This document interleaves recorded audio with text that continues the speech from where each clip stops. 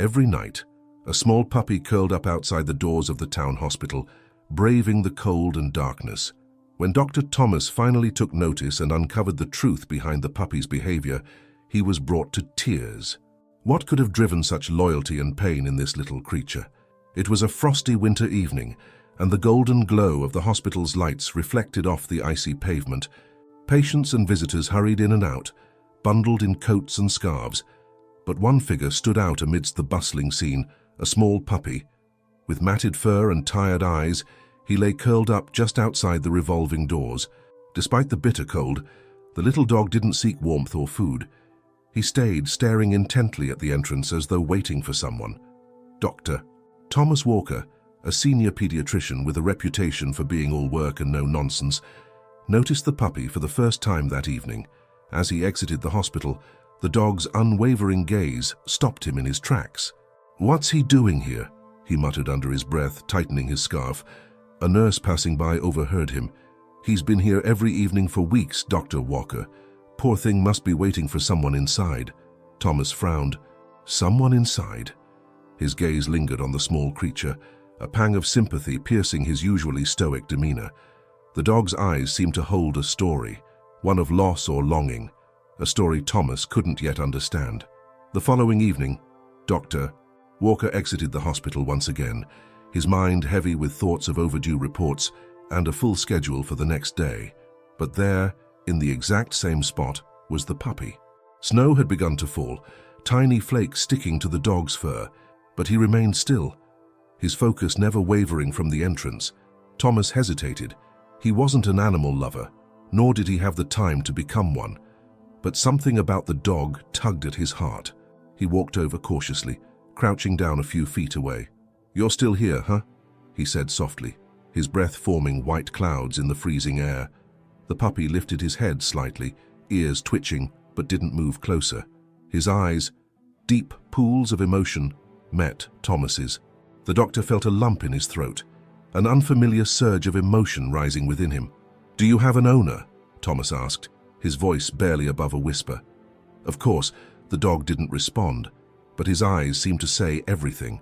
The janitor from the previous night strolled by, broom in hand.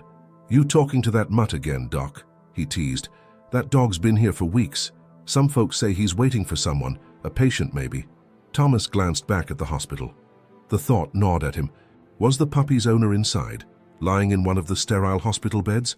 Or worse, had they already passed, leaving this loyal companion behind? Over the next few nights, Thomas began to notice the puppy more and more. Each evening, as he left the hospital, the dog was there. He never barked, never begged, just sat quietly watching. Thomas found himself lingering by the entrance longer than usual, trying to piece together the mystery.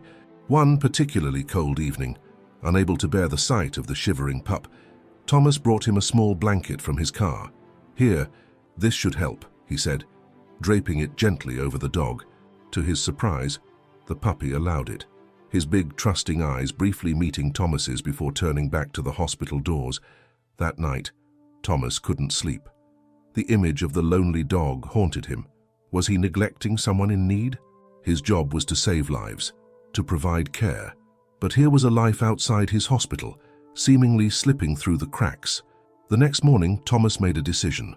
During his lunch break, he asked the receptionist at the front desk if anyone had reported a missing dog. "Not that I know of," she replied, her fingers flying over the keyboard. "You think he belongs to a patient?" "Maybe," Thomas said, his mind racing. "Let me know if anyone asks about him." By the end of the week, Thomas's curiosity had turned into a quiet determination. He started leaving food and water for the puppy each night, noting with satisfaction that the bowls were empty by morning. But despite his efforts, the dog remained distant, his loyalty tied to the hospital's doors. One evening, as Thomas sat in his car preparing to drive home, he saw the dog again, curled up in his usual spot.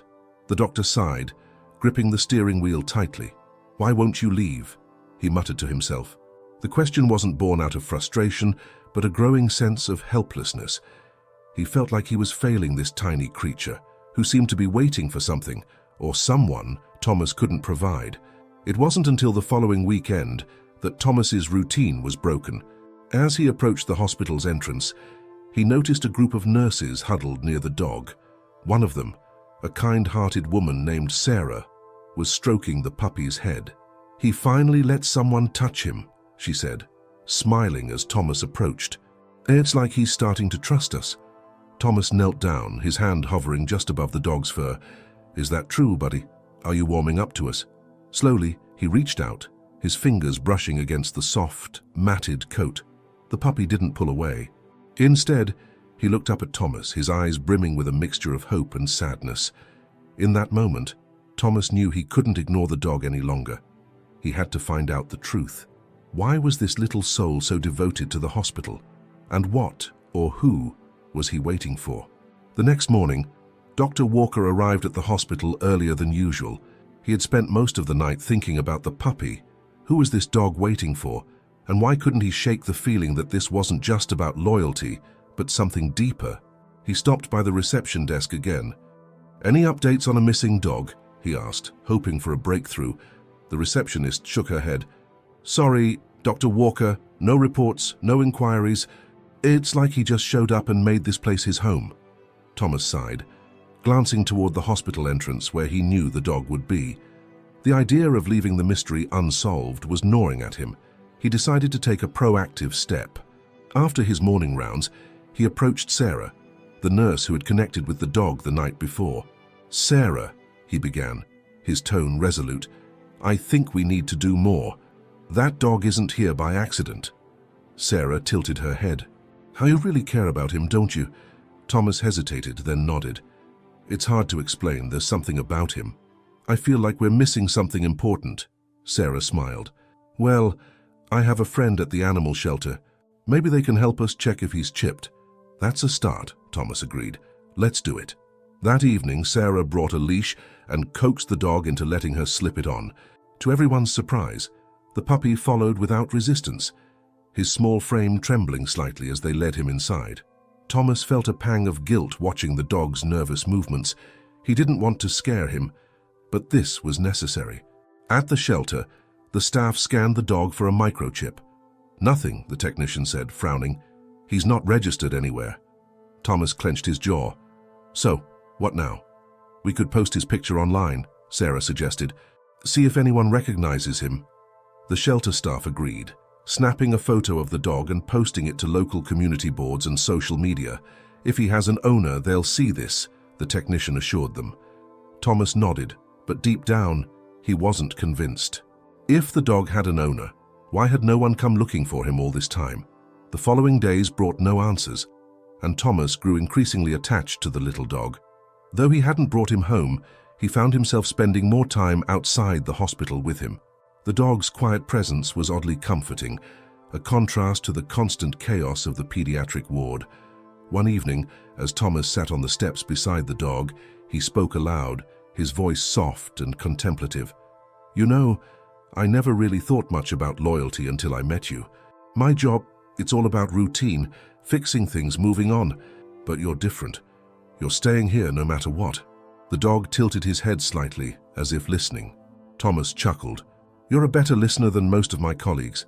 The humor faded as he looked into the puppy's eyes, which seemed to hold a depth of sadness and hope that Thomas couldn't ignore. "Who are you waiting for?" he whispered. The mystery deepened the next day, when Thomas overheard a conversation between two elderly patients in the waiting area. "That dog reminds me of a story I heard," one of them said, her voice low and thoughtful. "About a dog that waited for his owner outside a train station for years after he passed away." Thomas froze. Could that be the case here? Had the dog's owner died, leaving him with nowhere to go? The thought sent a chill through him. Determined to find out more, Thomas asked Sarah to help him check patient records. "I know it's a long shot," he admitted, "but what if the dog's owner was admitted here and never made it out?" Sarah hesitated. "That's a sensitive area, Thomas. But I can see how much this means to you. Let's see what we can find." They spent hours combing through records from the past month, looking for any patients who might match the timeline of the dog's arrival. Finally, Sarah gasped. "Thomas, look at this." She pointed to the file of an elderly man named Edward Langley. He had been admitted 3 weeks earlier after a heart attack and had passed away shortly after. "He lived alone," Sarah said, scanning the notes. "No next of kin." Thomas's stomach sank. Could this be it? Was the dog his? It's possible, Sarah replied, her voice somber. But how would the dog have known to come here? Thomas shook his head. I don't know, but I think we need to look into this more. That evening, Thomas found himself sitting on the hospital steps once again, the dog curled up beside him. Edward Langley, he murmured, testing the name. The dog's ears twitched slightly, and Thomas's breath caught. Is that it? Was he your person? The dog didn't move, but his eyes seemed to soften, as if acknowledging the name. Thomas felt a lump rise in his throat. If that's true, then I'm sorry. I'm sorry you lost him. For the first time, Thomas reached out and stroked the dog's fur, his movements gentle and careful. The puppy leaned into his touch, and Thomas felt an unexpected warmth spread through his chest.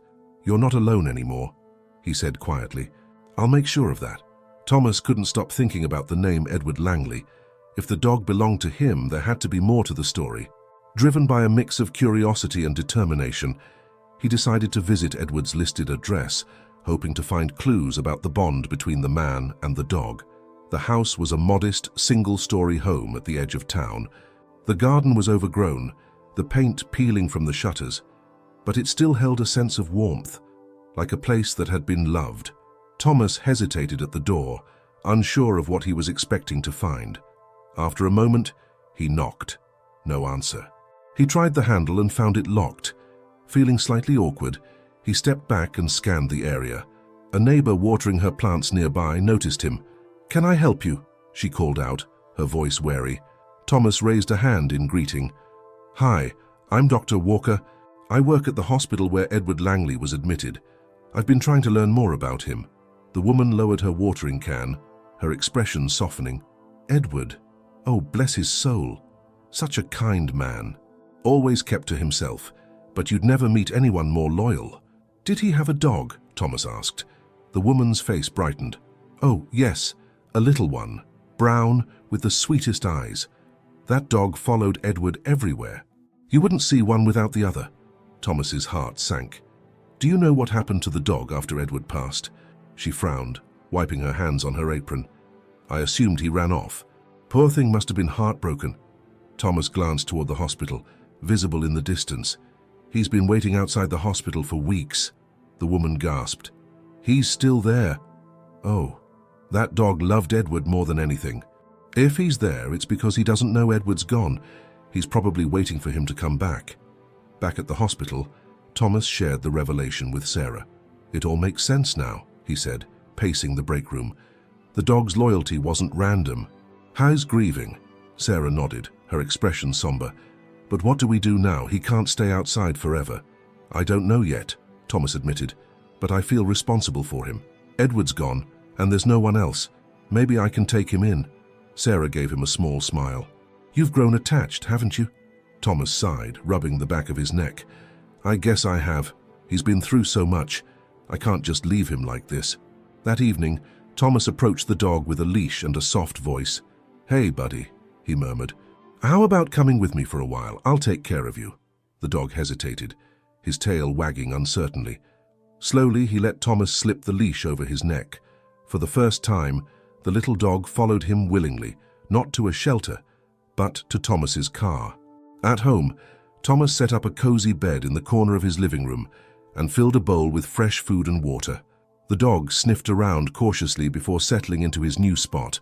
"Hey, it's not the hospital," Thomas said softly, crouching beside him, "but I hope you'll feel safe here." Over the next few days, the dog began to adjust. He followed Thomas from room to room, his trust growing with each passing moment. Thomas couldn't help but feel a deep sense of connection with the little creature. For the first time in years, his home felt less empty, but the peace didn't last. One evening, as Thomas was finishing dinner, he noticed the dog sitting by the door, his tail wagging anxiously. "What is it, buddy?" he asked, setting down his fork. The dog whined softly, pawing at the door. Thomas frowned, opening it to let him out into the yard. Instead of wandering off, the dog turned and looked at him, his eyes pleading. Then he darted toward the street, stopping to look back as if urging Thomas to follow. Confused but intrigued, Thomas grabbed his coat and followed the dog down the quiet street. The little dog led him through winding alleys and across intersections until they arrived at a park on the outskirts of town. "What are we doing here?" Thomas asked, his breath visible in the chilly night air. The dog barked softly and trotted ahead. Thomas followed him to a secluded bench under a street lamp. There, sitting on the bench, was an envelope with the name Edward Langley scrawled across the front. Thomas's heart raced as he picked it up. Inside was a handwritten letter, the ink smudged in places but still legible. The opening words sent chills down his spine. "My dearest companion, if you're reading this, it means I've left this world, but I need you to know how much you meant to me." Thomas read the letter aloud, his voice trembling. It was a heartfelt message from Edward, written as though he were speaking directly to his beloved dog. It spoke of gratitude, love, and a wish for the dog to find happiness even in his absence. By the time Thomas finished reading, tears were streaming down his face. The little dog sat quietly beside him, his head resting on Thomas's knee as if he too understood the weight of the words. "Edward loved you so much," Thomas whispered, stroking the dog's fur. "And now, I promise to honor that love." The discovery of Edward's letter weighed heavily on Thomas's mind as he drove home, the little dog curled up in the passenger seat beside him. The letter had confirmed what Thomas already suspected. This dog was more than just a stray. He had been someone's entire world. And now he was left behind, searching for answers that he might never find. Back at the house, Thomas placed the letter carefully on his kitchen counter. He brewed a cup of tea, needing something to calm the swirl of emotions inside him. The dog sat by his feet, his tail thumping softly against the floor. "You really are incredible, aren't you?" Thomas said, reaching down to scratch behind the dog's ears. "I don't think I've ever met anyone as loyal as you." The dog tilted his head as if listening and let out a soft whine. Thomas chuckled. Okay, I get it. You're hungry." He filled the dog's bowl with food and sat beside him while he ate, the rhythmic crunching oddly comforting. As the days went by, Thomas noticed a change in himself. He had always been dedicated to his work, but for the first time, he felt a sense of purpose beyond the hospital walls. Taking care of the dog brought a new rhythm to his life. Morning walks, shared meals, and quiet evenings together on the couch. It wasn't long before he found himself calling the dog Max, a name that seemed to fit his brave and steadfast personality. But Max's adjustment to this new life wasn't without its challenges. Though he had grown attached to Thomas, there were moments when his loyalty to Edward resurfaced. Some evenings, Max would sit by the door, staring out into the darkness, as if waiting for someone who would never return. Other times, he would bark at the sound of a passing car, his ears perking up hopefully before drooping in disappointment. One night, as Thomas worked on paperwork at the kitchen table, he noticed Max pacing restlessly. "What's wrong, buddy?" Thomas asked, setting down his pen. Max barked once, then trotted over to the counter where Edward's letter lay. He paused at the edge of the counter, looking up at Thomas with pleading eyes. "You miss him, don't you?" Thomas whispered, kneeling beside Max. "I can't bring Edward back, but I promise I'll do everything I can to make you happy." Max licked Thomas's hand, his tail wagging faintly. Thomas took that as a sign of trust, a fragile, growing bond between them. Meanwhile, Thomas couldn't shake the feeling that there was more to Edward's story. The letter, heartfelt as it was, hinted at a deeper struggle. Why had Edward been in the hospital? What had happened in the days leading up to his passing? The questions gnawed at Thomas, compelling him to dig deeper. He returned to the hospital and reviewed Edward's file. It revealed that Edward had been battling a terminal illness for months, a fact he had kept hidden from nearly everyone. His final days had been spent in solitude, his only comfort the companionship of Max. The realization hit Thomas like a punch to the gut. Edward hadn't just loved Max, he had relied on him. In a world that had grown increasingly lonely, Max had been Edward's one constant. Thomas shared his findings with Sarah, who listened intently. "It's heartbreaking," she said, shaking her head. "But it makes sense now. That dog wasn't just loyal, he was grieving." Thomas nodded. "I want to do something for Edward, for Max. They both deserve better than what happened." Sarah smiled softly. "You already are, Thomas. You're giving Max a new chance at life, and I think Edward would have wanted that." Inspired, Thomas decided to honor Edward's memory in a tangible way. He reached out to the neighbor who had spoken so fondly of Edward and asked for her help. Together, they planned a small memorial service in Edward's favorite park. Word spread quickly, and soon, other neighbors and acquaintances who had known Edward began offering to contribute, bringing flowers, sharing stories, and even donating to a local animal shelter in his name. On the day of the memorial, Thomas brought Max to the park. The little dog seemed to sense the significance of the gathering, sitting quietly by Thomas's side as people shared their memories of Edward. Some spoke of his kindness, others of his quiet strength. Many mentioned Max, noting how inseparable the two had been. When it was Thomas's turn to speak, he held Edward's letter in his hand. "Edward may no longer be with us," he began, his voice steady despite the emotion swelling in his chest. "But his love and loyalty live on in Max. This little dog is a testament to the kind of man Edward was, someone who gave everything he had, even in his final days." The crowd murmured in agreement, and a wave of warmth washed over Thomas as he looked down at Max. "I promise to take care of him," he continued, his voice firm, "to honor Edward's memory by giving Max the life he deserves." As the sun set, painting the sky in hues of orange and pink, Thomas felt a profound sense of closure. The memorial had not only honored Edward, but also deepened his connection to Max. For the first time, Max seemed truly at ease, resting his head on Thomas's lap as they watched the crowd disperse. That night, back at home, Thomas tucked Edward's letter into a frame and placed it on the mantel above the fireplace. It wasn't just a piece of paper. It was a symbol of the bond between a man and his dog, and the legacy of love they had left behind. With the memorial service behind them, Thomas felt a renewed sense of responsibility for Max. The little dog had become an integral part of his life, and their bond grew stronger with each passing day. Yet, as comforting as Max's presence was, there was a lingering question Thomas couldn't ignore. Why had Edward left Max at the hospital rather than arranging for someone to take care of him directly? This mystery lingered in the back of Thomas's mind, growing more insistent as he pieced together Edward's story. One evening, as Thomas sat on the couch with Max curled up beside him, he decided to dig deeper. Edward's neighbor had mentioned a sister, someone Edward had been estranged from for years. If anyone had more insight into Edward's final days, it would be her. The next day, Thomas tracked down Edward's sister, Clara, using the hospital records and information provided by the neighbor. He found her living in a modest home on the outskirts of the city. With Max by his side, Thomas approached the front door and knocked. A moment later, the door creaked open, revealing a woman in her late 50s with tired eyes and a wary expression. "Can I help you?" she asked cautiously. "Ms. Clara, my name is Thomas.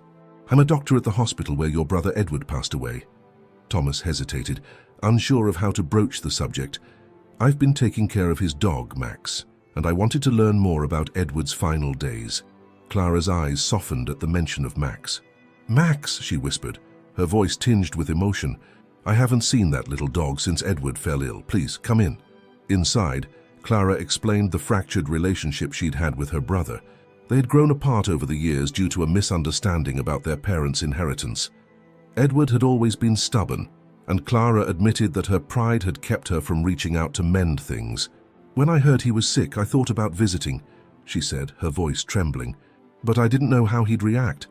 I didn't want to make things worse." Thomas listened carefully, noting the regret in Clara's voice.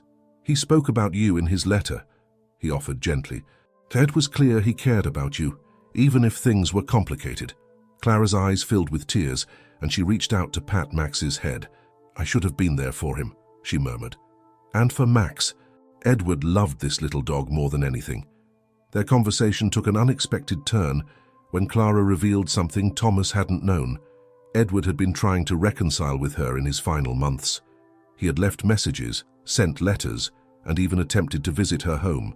"But I was too afraid to answer," Clara admitted. "I thought it was too late." Hearing this, Thomas felt a surge of determination. "It's not too late to honor his memory," he said. "You can help me take care of Max and ensure Edward's story isn't forgotten." Clara nodded, her resolve strengthening. "I want to make things right, for Edward and for Max." As Clara and Thomas began to collaborate, new challenges emerged. Clara suggested visiting Edward's old home to retrieve any items he might have left behind for Max. The house had been locked since Edward's hospitalization, and the thought of going through his belongings was daunting for both of them. Still, they agreed it was necessary. The visit to Edward's home was an emotional one. The small, cluttered house was filled with memories of a man who had lived simply but deeply. Max immediately recognized the space, wagging his tail excitedly as he sniffed around. In the living room, they found a worn-out blanket that Max seemed particularly drawn to. Clara folded it carefully, her hands trembling. In a drawer near the kitchen, Thomas discovered a box filled with photographs and letters. Among them was a journal Edward had kept during his illness. Flipping through its pages, Thomas was struck by the depth of Edward's love for Max. "This dog saved me," one entry read. "He gave me a reason to keep going, even when everything felt hopeless." The journal also revealed something unexpected. Edward had been planning to set up a fund for animal shelters in his community, a way to give back to the creatures that had brought him so much comfort. However, his illness had progressed too quickly for him to finalize the details. Thomas shared this discovery with Clara, who immediately latched onto the idea. "We have to make this happen," she said firmly. It's what Edward would have wanted. But turning Edward's dream into reality wasn't going to be easy. Thomas and Clara began reaching out to local shelters and organizations, pitching the idea of a memorial fund in Edward's name. They encountered resistance at first. Some shelters were skeptical, others lacked the resources to participate, but Thomas's passion for the project eventually won people over. Max became the face of their campaign, his loyalty and resilience inspiring everyone who heard his story. A photo of Max sitting beside Edward's framed letter became the centerpiece of their promotional materials, and donations began to pour in from neighbors, hospital staff, and even strangers who had heard about Edward's story. As the fund grew, Thomas noticed a change in Clara. The guilt and sadness that had once consumed her began to lift, replaced by a sense of purpose. She started volunteering at a local shelter, spending time with dogs who reminded her of Max. Thomas, too, felt a renewed sense of fulfillment. Balancing his work at the hospital with his efforts for the fund wasn't easy, but every time he saw Max wagging his tail or received a thank you note from a shelter, he knew it was worth it. As the memorial fund for Edward's legacy gained momentum, Thomas and Clara found themselves working more closely together. Their shared mission to honor Edward brought them a sense of healing, but it also exposed deep-seated emotions and unresolved regrets that neither had anticipated. One afternoon, Thomas invited Clara to visit the hospital where Edward had spent his final days. He believed it would help her connect with the brother she had lost and give her closure. Clara hesitated at first, visibly uneasy. "I don't know if I can face it," she admitted, her voice trembling. "You don't have to do this alone," Thomas reassured her. "Max and I will be right there with you." Clara looked at Max, who wagged his tail enthusiastically, as if encouraging her to take the step. She nodded, her resolve firming. "Okay, let's do it." At the hospital, Thomas led Clara to the ward where Edward had been treated. The sterile halls and faint smell of antiseptic brought back a flood of memories for Thomas, but he focused on Clara, whose eyes darted around nervously. They stopped outside the room where Edward had stayed. "This is it," Thomas said softly, gesturing to the door. Clara hesitated, her hand hovering over the handle. "What if I can't do this?" she whispered, tears brimming in her eyes. Thomas placed a comforting hand on her shoulder. "Take your time. Edward would understand." With a deep breath, Clara pushed the door open. The room was empty, but it still bore traces of Edward's presence. A framed picture of Max left by the bedside, a stack of books he had been reading, and the faint scent of lavender from the air freshener he'd favored. Clara stepped inside, her composure crumbling as she saw the photo of Max. "He really loved you, didn't he?" she said, kneeling down to stroke the dog's head. Max wagged his tail and licked her hand as if offering comfort. Thomas watched silently, giving Clara space to process her emotions. After a few moments, she stood and turned to him. "Thank you for bringing me here," she said. "I needed this." As they left the hospital, Clara opened up about her feelings of guilt. "I wasted so much time being angry with Edward," she confessed. "And for what? A few dollars from our parents' estate. It seems so trivial now."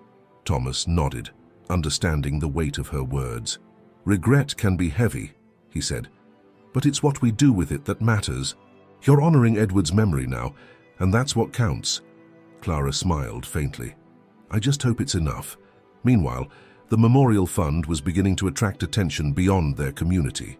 A local news outlet reached out to Thomas and Clara, asking to feature Max's story as part of a segment on the healing power of animals. Thomas was hesitant at first, worried about exposing Max to too much attention, but Clara saw it as an opportunity to expand Edward's legacy. This could bring in so much support for the shelters, she argued. It's what Edward would have wanted. Thomas agreed reluctantly, and the interview was scheduled.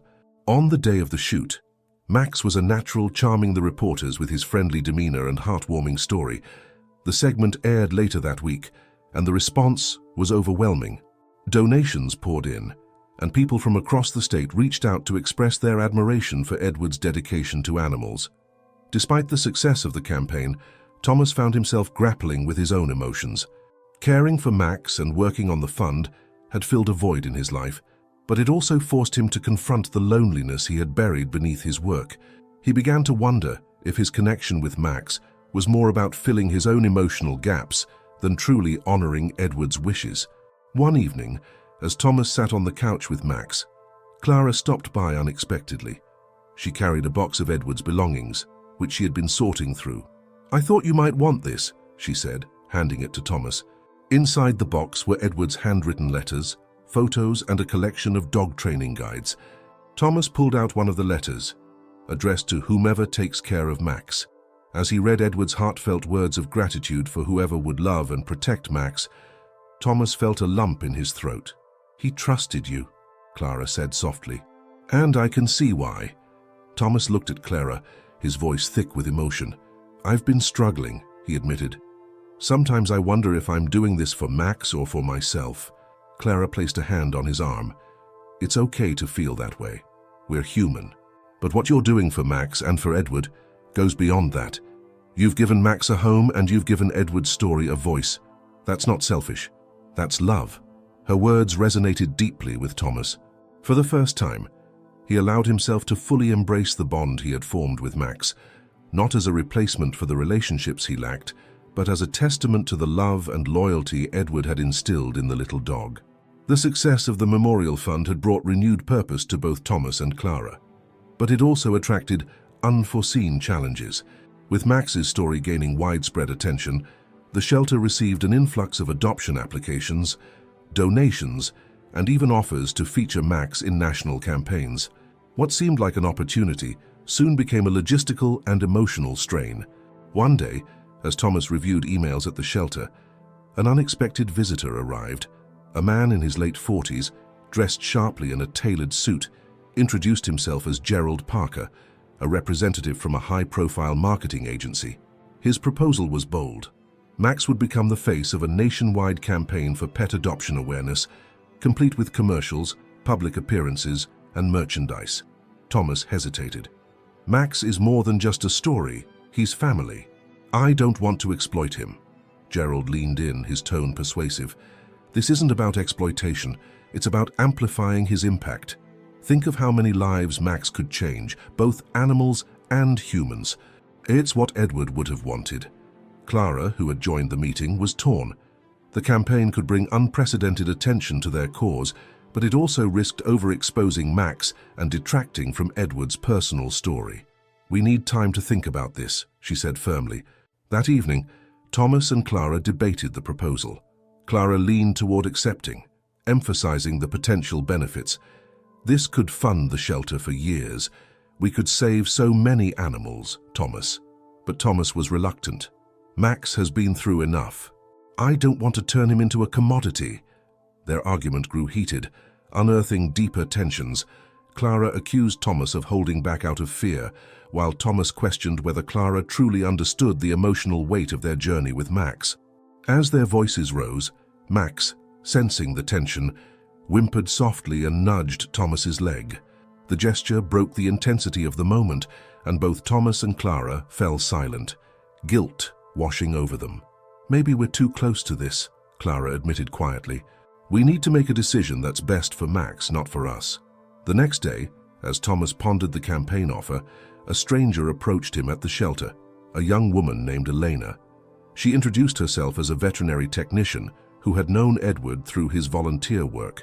Elena revealed a surprising detail. Edward had once considered starting a mobile veterinary clinic for underserved areas, inspired by Max's ability to bring comfort to those in need. Thomas was taken aback. "He never mentioned this to me." Elena smiled. "It was just an idea he was exploring, but he talked about it with such passion. He wanted to help people and their pets, no matter where they were." The revelation stirred something in Thomas. It added a new layer to Edward's legacy, one that went beyond Max's story. Thomas shared this with Clara, and together, they wondered if this could be a better way to honor Edward's vision. As they began researching the feasibility of a mobile clinic, strange developments began to unfold. Thomas noticed unfamiliar faces lingering near the shelter, and one evening, he found a note slipped under the door. It read, "Max doesn't belong to you." Alarmed, Thomas showed the note to Clara. "What do you think this means?" he asked, his voice edged with worry. Clara's expression darkened. "Do you think someone's claiming to have a connection to Max? Maybe they think he's valuable because of the publicity." Thomas couldn't shake the unease that settled over him. They decided to install security cameras around the shelter and notify local authorities, but the incident weighed heavily on both of them. Days later, Gerald Parker called, pressing for an answer on the campaign. Thomas and Clara agreed to meet with him one last time to clarify their concerns. The meeting quickly took a surprising turn when Gerald revealed that another organization had reached out, claiming to be Max's original owner. "They're threatening legal action if Max isn't returned," Gerald said. "This could complicate everything." Thomas's heart sank. Max had been Edward's loyal companion for years. There was no doubt about his rightful place, but the idea of someone else trying to take him away was terrifying. "Do they have proof?" Clara asked, her voice tight. Gerald shook his head. "Not yet, but with all the attention Max has received, it's not uncommon for people to fabricate claims. You need to be prepared."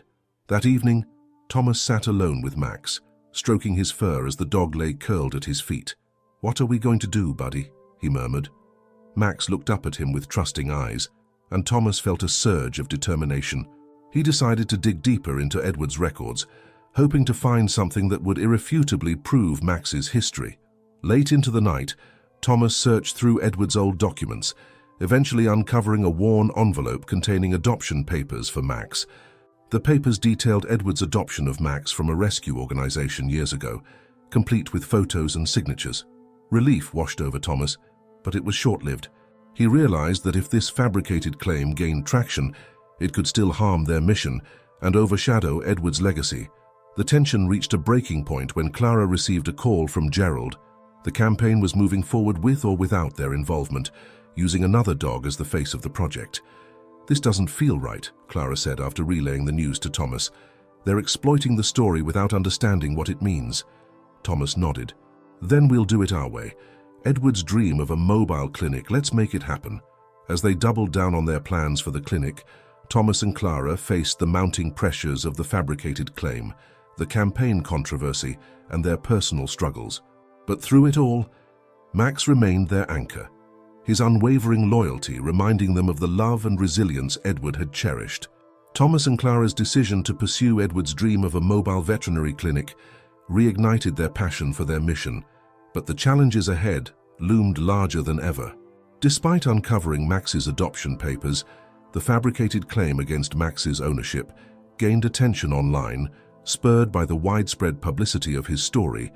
Anonymous commentators questioned their integrity, and some even accused them of exploiting Max for financial gain. To combat the negativity, Thomas and Clara decided to share Edward's story in its entirety. His love for animals, his vision for underserved communities, and how Max had been a symbol of hope for him during his darkest times. They planned a heartfelt event at the shelter, inviting local supporters, former colleagues of Edward, and even the media. It was a chance to reclaim the narrative. On the day of the event, the shelter buzzed with activity. Volunteers arranged photographs of Edward and Max, showcasing their shared journey, while Clara finalized the presentation. Max seemed to sense the importance of the occasion, staying close to Thomas and greeting every visitor with his gentle presence. As the guests gathered, Thomas stood in front of a screen displaying a slideshow of Edward's life. Taking a deep breath, he began, "Edward wasn't just a dog lover. He was a dreamer. He believed in creating a world where every animal had a chance to heal, and every person could find solace in their companionship. Max was a cornerstone of that dream. The audience listened intently as Thomas recounted Edward's aspirations for the mobile clinic and how Max had inspired him. Clara added, "This isn't just about one dog. It's about the connection we share with animals and the transformative power they bring to our lives." Edward wanted that connection to reach everyone, especially those who needed it most. By the end of the event, the room was filled with applause and renewed support. Donations poured in, and local businesses pledged resources for the mobile clinic. It was a turning point, but not everyone in the crowd was there to cheer. As the event wrapped up, a woman approached Thomas and Clara with a guarded expression. Introducing herself as Samantha, she claimed to be part of the family who had originally fostered Max before Edward adopted him. Her presence was unexpected, and her words carried an edge of resentment. "I'm not here to cause trouble," Samantha began, "but I need you to understand that Max wasn't always yours. My parents cared for him first. They loved him, and when circumstances forced us to give him up, it broke our hearts." Thomas studied her carefully. There was no malice in her tone, but her words added a layer of complexity to the story. "I'm sorry for what you went through," he said sincerely, but Edward adopted Max legally, and they shared a bond that was unbreakable. Samantha nodded, her eyes softening. "I've seen how much Max means to you. I just wanted you to know where he came from. He brought joy to my family before he brought it to yours." Clara stepped forward, extending a hand. "Thank you for sharing that with us. It's clear Max has touched many lives. We'd love to hear more about his time with your family if you're willing." Samantha hesitated, but eventually agreed to meet again. It was a delicate connection that hinted at new perspectives on Max's story. Meanwhile, the controversy surrounding Gerald Parker's campaign escalated. The alternative dog chosen for the project bore an uncanny resemblance to Max, and the marketing materials heavily implied a connection to Edward's story. Outraged, Thomas confronted Gerald in a tense phone call. "You're misleading people," Thomas said, his voice firm. "This isn't about awareness anymore, it's about profit." Gerald's response was dismissive. "The public loves a good story. If you're not willing to play ball, don't blame me for finding someone who will." The call left Thomas fuming, but it also strengthened his resolve. He and Clara focused their energy on the mobile clinic, determined to build something authentic that honored Edward's legacy. In the weeks that followed, Samantha became a surprising ally. She shared old photos of Max as a puppy, along with anecdotes about his early life. These stories painted a fuller picture of Max's journey, one that bridged two families united by their love for him. Samantha's involvement also brought unexpected insights into Edward's character. "He visited us after the adoption," she revealed one evening. "He wanted to make sure we were okay with the transition. He even sent updates about Max for years. Edward had a way of making people feel seen." Thomas and Clara were moved by this revelation. It deepened their understanding of Edward's kindness and inspired them to incorporate a similar ethos into the mobile clinic, offering not just care for animals, but emotional support for the people connected to them. As the mobile clinic plans progressed, unexpected partnerships emerged. A local veterinary college offered to provide interns, while a logistics company donated a van for the clinic's use. The community's involvement became a testament to Edward's enduring influence. However, the fabricated ownership claim resurfaced in the form of legal threats. An anonymous party filed a petition alleging that Max's adoption had procedural irregularities.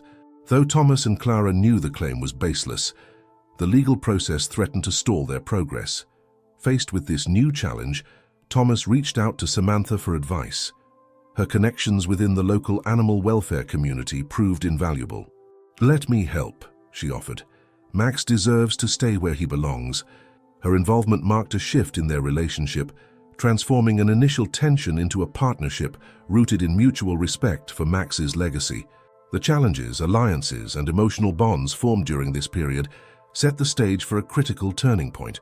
The fabricated claims and Gerald's exploitative campaign were no longer just obstacles.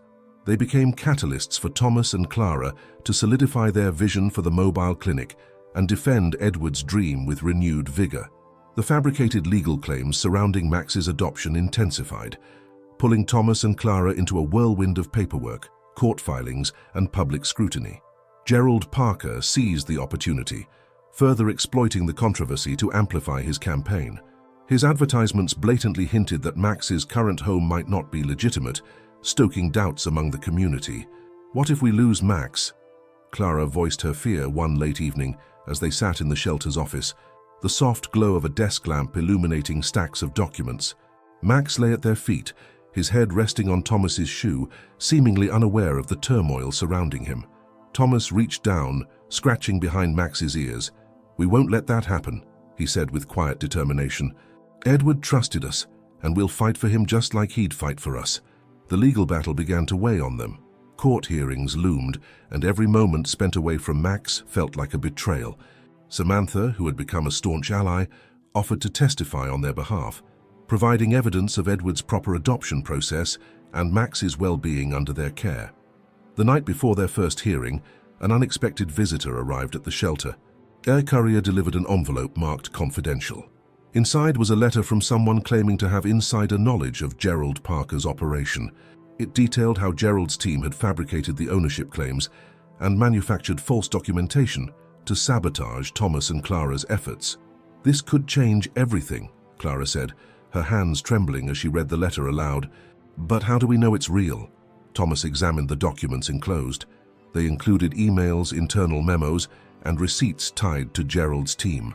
"We'll have to validate these," he said cautiously. "But if this checks out, it's the proof we need to expose him." The following morning, Thomas and Clara presented the evidence to their lawyer, who immediately recognized its significance. "This isn't just about clearing Max's name," she said. "If these documents are real, Gerald could face serious consequences." In court, Thomas and Clara stood firm, supported by Samantha and other community members who had rallied to their cause. The opposing side attempted to cast doubt on their claims, but their lawyer methodically dismantled the fabricated allegations, presenting the damning evidence against Gerald's team. Gerald's lawyer grew visibly uneasy as the judge scrutinized the documents. When questioned about the authenticity of the claims, Gerald deflected, insisting he had acted in the best interest of animal welfare. However, the judge's skepticism was evident. The tension in the courtroom reached a boiling point when Samantha took the stand. Her heartfelt testimony painted a vivid picture of Max's journey, from his time with her family to Edward's unwavering love and care, and finally to the shelter that had become his home. Her words moved the audience, even drawing tears from some. "Max isn't just a dog," she concluded. "He's a symbol of hope and resilience, and he belongs with the people who honor Edward's legacy." The judge's decision was swift. The fabricated claims were dismissed, and Gerald's campaign was publicly discredited. Outside the courthouse, Thomas, Clara, and Samantha embraced as reporters swarmed them with questions. "Max is staying where he belongs," Thomas declared, his voice steady despite the emotional toll of the battle. "And Edward's dream lives on." While the legal victory was a relief, it didn't mark the end of their struggles. Gerald's fallout left a trail of mistrust in the community, and many questioned how such deception could occur. Determined to restore faith in their mission, Thomas and Clara decided to host a large-scale event to officially launch the mobile clinic. It would be a chance to reaffirm their commitment to Edward's vision and celebrate the community's role in making it a reality. In the days leading up to the event, tensions simmered as remnants of Gerald's influence lingered. Anonymous threats and attempts to discredit their work continued, but Thomas and Clara refused to be deterred. Instead, they channeled their energy into preparing for the launch, enlisting volunteers and spreading the word about the clinic's mission. On the morning of the event, Max seemed to embody the spirit of resilience that had defined their journey. His presence drew children and adults alike, his wagging tail and gentle demeanor bringing smiles to everyone he encountered.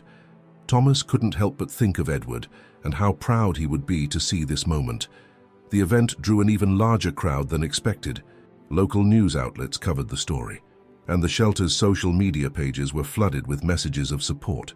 Thomas and Clara stood side by side as they unveiled the clinic, a sleek, customized vehicle adorned with Edward's favorite quote, "Every animal deserves a second chance, and every person deserves the joy they bring." As the crowd erupted in applause, Thomas felt a wave of emotion. This wasn't just the culmination of their efforts, it was a testament to the power of community, perseverance, and the bond between humans and animals. Yet, amidst the celebration, a lingering question remained. How would Gerald respond to his public disgrace? Thomas and Clara knew they couldn't let their guard down, especially with the clinic's future at stake.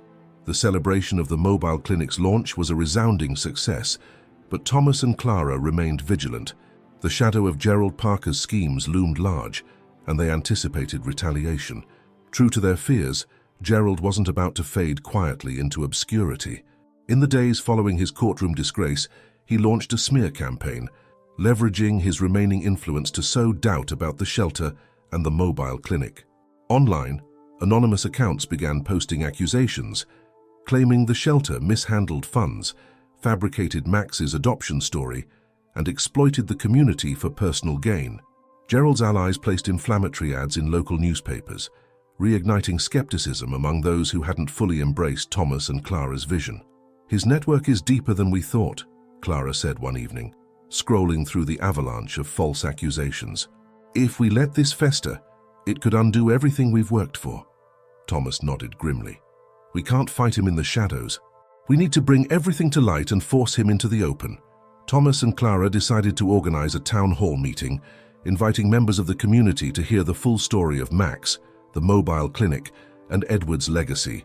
They also planned to present irrefutable evidence of Gerald's manipulations, turning the tide of public opinion once and for all. Samantha volunteered to help, using her connections in the community to spread the word.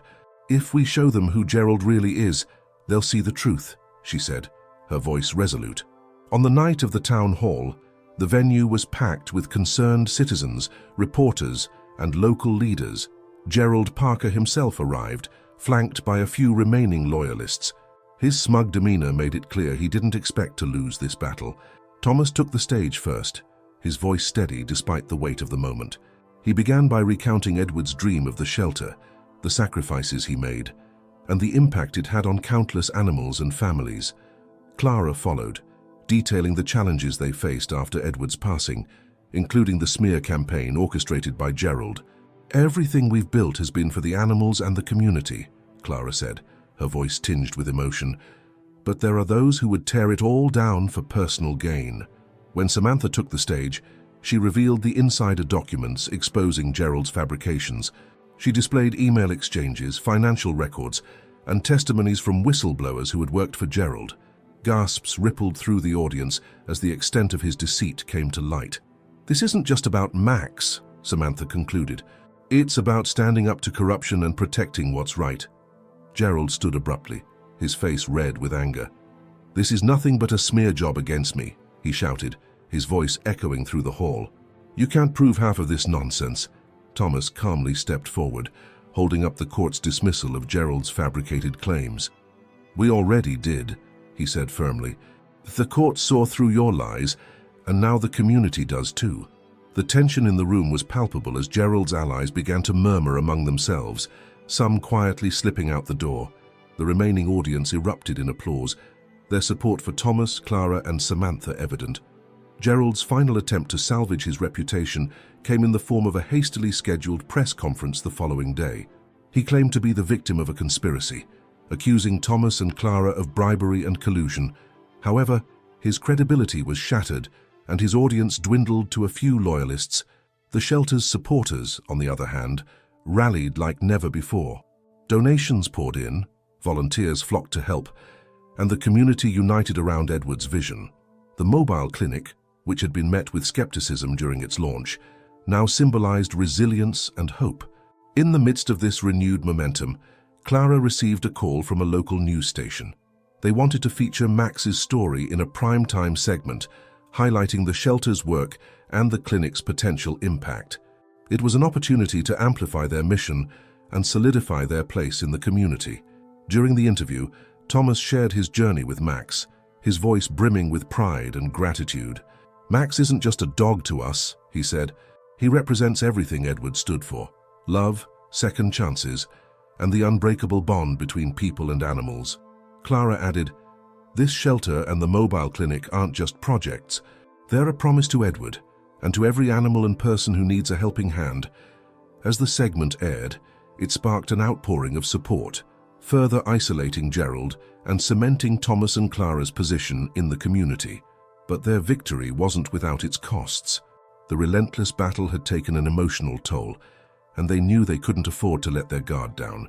One evening, as they sat on the shelter's porch, Max lying contentedly at their feet, Clara voiced the question that had been weighing on both their minds. "Do you think it's over?" she asked softly. Thomas stared out at the horizon, the fading light casting a warm glow over the shelter. "Gerald's influence is fading," he said, "but people like him don't give up easily. We need to stay vigilant." Clara nodded, her hand resting on Max's head.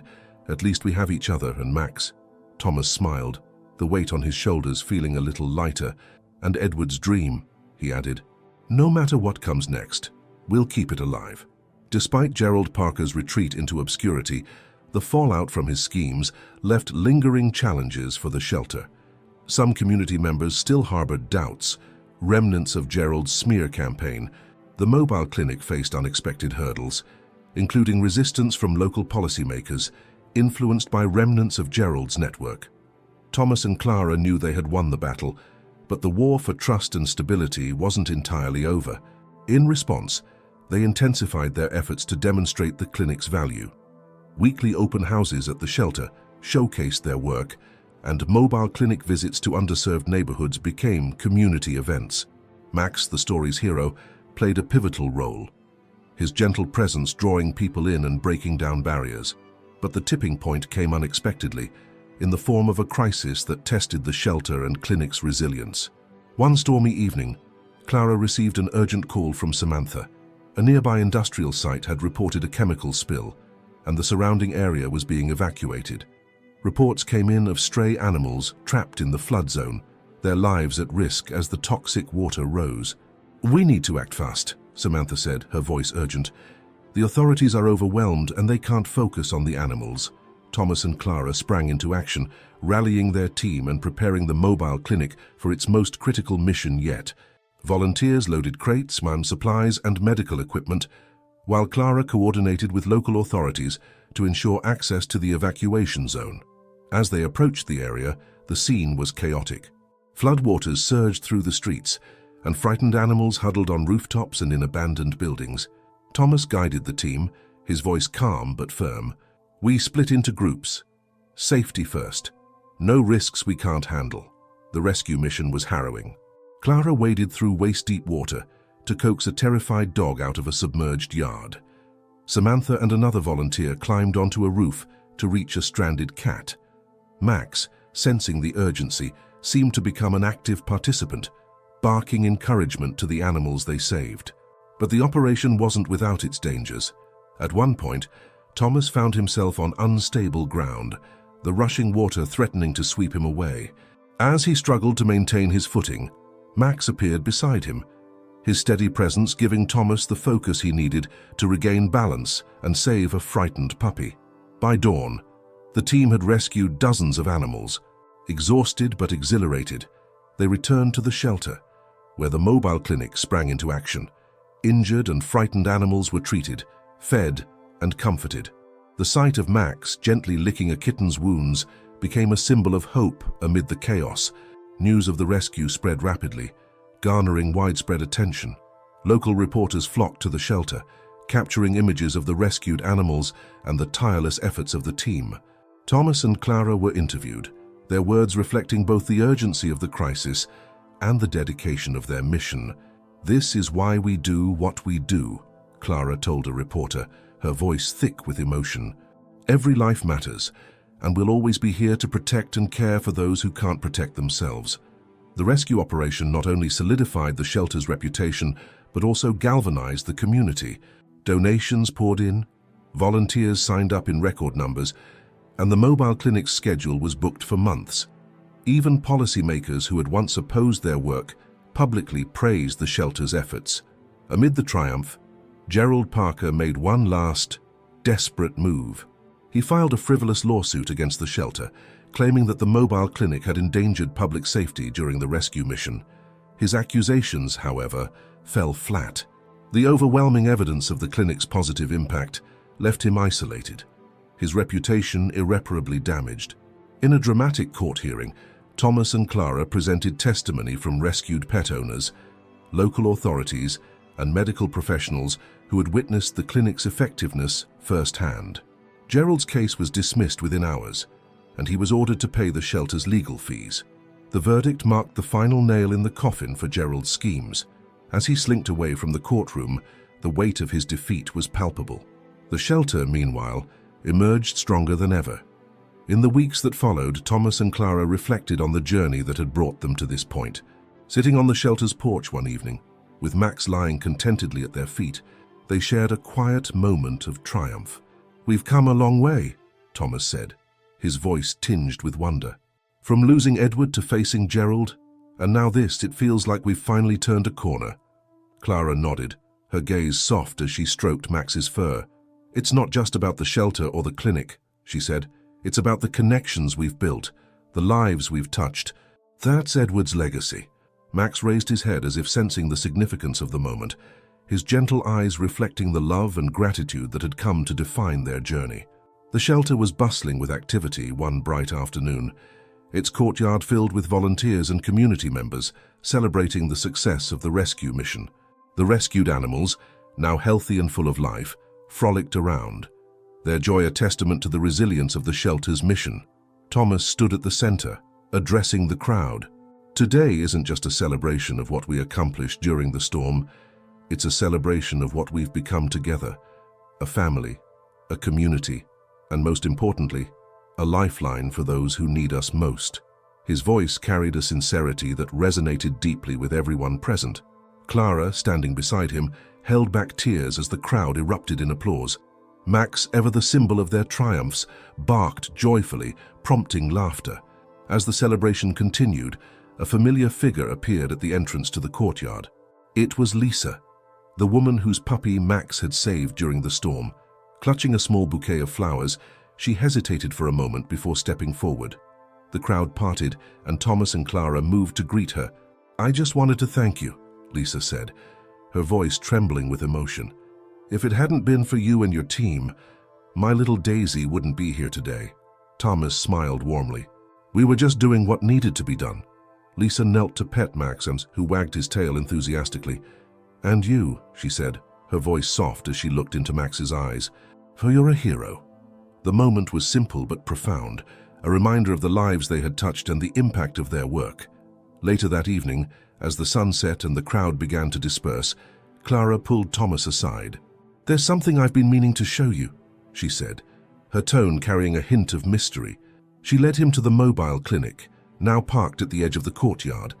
Inside, the space had been transformed. Photos of rescued animals lined the walls, alongside thank you notes from their owners. At the center of it all was a framed picture of Edward, his gentle smile a reminder of the vision that had started it all. "This is our tribute to him," Clara explained, her voice thick with emotion. "Everything we've built, everything we've overcome, it's all because of his dream." Thomas stared at the display, his heart swelling with a mix of pride and sorrow. "He'd be proud," he said, his voice barely above a whisper. As they stepped out of the clinic, a commotion at the shelter's gate drew their attention. A group of children, accompanied by a teacher, approached, carrying handmade signs that read, "Thank you" and "Heroes of the Storm." The children had been inspired by the shelter's story and wanted to express their gratitude. They presented Thomas and Clara with a large banner, signed with heartfelt messages of thanks and adorned with drawings of animals. One little boy stepped forward, holding out a drawing of Max. "He's my favorite hero," the boy said shyly, looking up at Thomas. Thomas knelt to take the drawing, his eyes glistening. "He's my favorite too," he said, patting Max's head. As the night fell, the shelter grew quiet, the day's events leaving a lingering sense of fulfillment.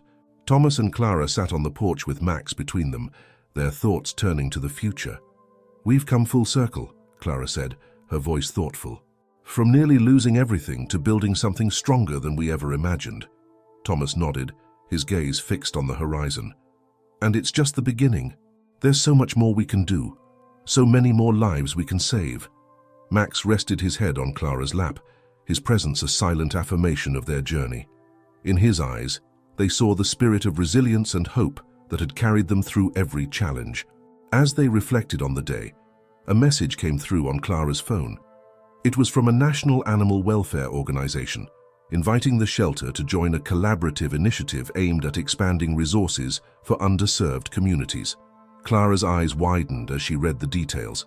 "Thomas," she said, her voice tinged with excitement, "this could be the opportunity we've been waiting for." Thomas took the phone, scanning the message. A smile spread across his face. "It's perfect," he said. Edward's dream is about to reach even further. The climax of their journey was not just about overcoming adversity, but about setting the stage for a brighter future. The shelter had become more than a sanctuary. It was a beacon of hope, a testament to the power of perseverance and compassion. Max, ever the heart of their story, looked up at Thomas and Clara, his eyes filled with the quiet wisdom of a soul who had seen it all. As the stars lit up the night sky, they knew that their work was far from over. But in that moment, surrounded by the love they had cultivated, they felt ready to face whatever lay ahead.